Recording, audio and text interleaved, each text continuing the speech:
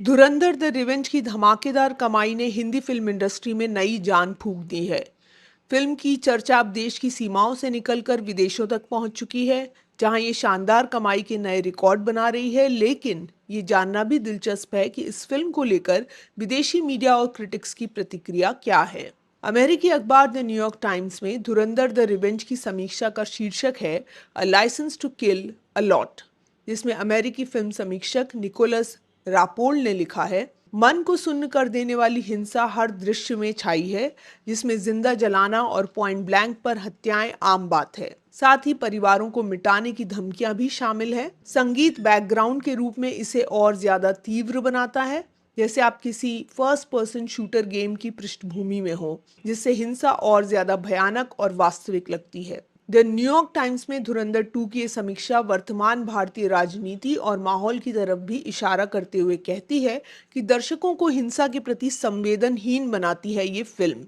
साथ ही फिल्म के कैप्शन में भारत पर हुए असल आतंकवादी हमले का जिक्र होता है।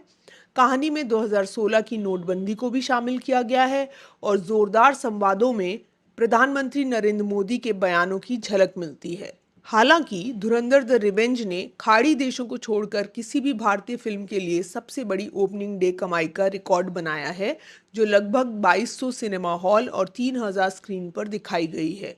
इस कामयाबी पर लंदन मेट्रोपॉलिटन यूनिवर्सिटी में creative writing and inclusion in the arts की प्रोफेसर सनी सिंह कहती हैं, ये मुझे 1980 के दशक की उन हाइपर मैस्कुलिन फिल्मों की याद दिलाता है, जिनमें घिनौनी हिंसा और खून खराबा ही मुख्य आकर्षण हुआ करता था। अब वही दौर वापस आ गया है, लेकिन अब इसमें अति राष्ट्रवाद और जिंगोइज्म का एक नया तड़का भी लगा दिया गया है।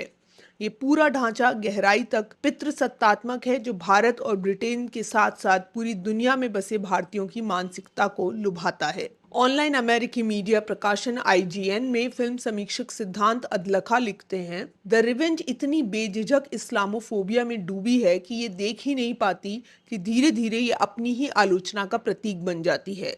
आईजीएन की समीक्षा फिल्म के तकनीकी पक्ष पर भी निशाना साधती है। द रिवेंज बिल्कुल आखिरी समय में पूरी हुई और ये हर दृश्य में साफ दिखता है। एक बड़ी और महंगी स्टूडियो प्रोडक्शन के लिए ये स्वीकार्य नहीं कि 1 घंटे लंबे एक्शन क्लाइमेक्स में सीन्स और साउंड डिजाइन बिखरा बिखरा लगे, लेकिन फिर जब आप पहले से तैयार दर्शकों को संबोधित कर रहे हों, तब असली कला का कोई खास मतलब नहीं रह जाता।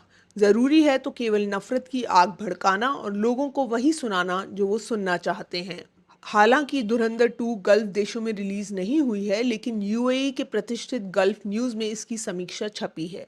इसमें पत्रकार मंजुषा राधाकृष्णन लिखती हैं, कई बार फिल्म सीधे प्रधानमंत्री को ट्रिब्यूट देने जैसी लगती है, जहां संवाद गंभीरता को कम करते हुए लगते हैं, जैसे पाकिस्तानी आतंकी एक चाय वाले पीएम को अपनी बर्बादी का जिम्मेदार बताता है। ऐसे पल बारीकियों को नजरअंदाज और पूरी कहानी के प्रभाव को कम कर देते हैं। फिल्मों से जुड़े अमेरिकी online portal movies we texted about के लिए अपनी समीक्षा में सारा मैनुअल ने इसे सोशियोपैथिक करार दिया है। वहीं कल्चर मिक्स की कार्ला है अपनी समीक्षा में सिर्फ विकास नौलखा की शानदार सिनेमाटोग्राफी की तारीफ करती हैं, लेकिन फिल्म की हिंसा और नफरत भरे संवादों की तीखी आलोचना करते हुए कार्ला लिखती हैं, ये फिल्म सिर्फ वास्तविक ऐतिहासिक घटनाओं का एक काल्पनिक, कट्टर और अत्यधिक हिंसक संस्करण दिखाने का बहाना है। धुरंधर द रिवेंज खुद को देशभक्ति वाली फिल्म दिखाने की कोशिश करती है, लेकिन यह दिखाया गया जहरीला और क्रूर राष्ट्रवाद प्रेरक नहीं, बल्कि विषैला है। तो क्या धुरंधर को महज एक कमर्शियल स्पाई थ्रिलर के रूप में नहीं देखा जा सकता, जिसका उद्देश्य मनोरंजन और कमाई है? इस सवाल के जवाब में प्रोफेसर सनी सिंह कहती हैं, दरअसल मसाला थ्रिलर्स के नाम पर इसी तरह की फिल्में धीरे धीरे नफरत को बढ़ाने का काम करती हैं।